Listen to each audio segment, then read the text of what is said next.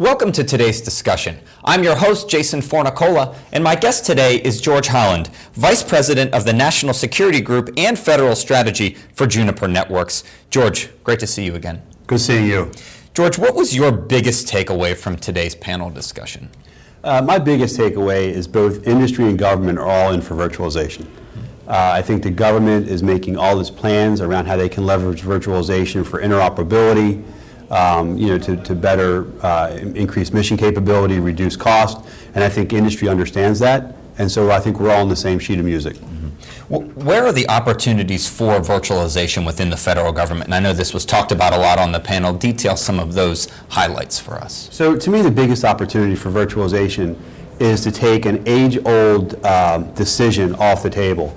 In the past, we've had to decide, do we want something to be more secure or do we want it to be more capable for mission? And I think virtualization takes that decision out. We can have both now.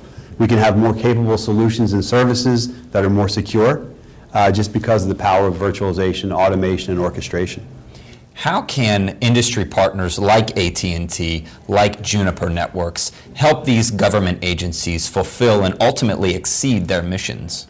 So I think there's some roles that we can play while we follow along with where the government wants to go. So the government's setting out some very clear drivers for what it wants in terms of trusted systems, in terms of capable networks and systems. And I think in industry, what we can do is then provide the building blocks for the government to achieve those drivers. We're taking a very hard look at our trusted supply chain. Because if you want to have a trusted system, it all begins with how is your code developed, how are you manufactured, what kind of protections are you putting against gray market, and then how can you disaggregate your software from your hardware? How can you do things to create more better development platforms? So I think what industry can do is provide the really good, trusted, virtualized piece parts that the government then can put together the way they need to for their particular mission. George, one of the items that came up on the panel was this process to virtualization was just that. It's a process. It's a migration. We're evolving toward that. It's not like an on-off switch per se. What are your thoughts on that? Yeah, anytime you go for the on-off switch, I think you're in big trouble because usually the lights go and stay out. I think what we're in now, whether you're talking cybersecurity, whether you're talking virtualization, whether you're talking cloud, I think we're in a long game, and the game has to be played with a lot of what I call disciplined innovation. You've got to innovate and you've got to move forward, but you've got to do it in a way where you don't disrupt what you have already. So most government agencies have legacy systems. They've got a workforce that's trained in certain areas. They've got an acquisition process that's built more toward how things were done before. I think what the government now has to do is take advantage of all the virtualization capabilities, but to start to evolve their processes, whether it's how they buy technology, whether it's how they deploy it, whether it's how they operate it. And I think that's going to have to be done over a long period of time.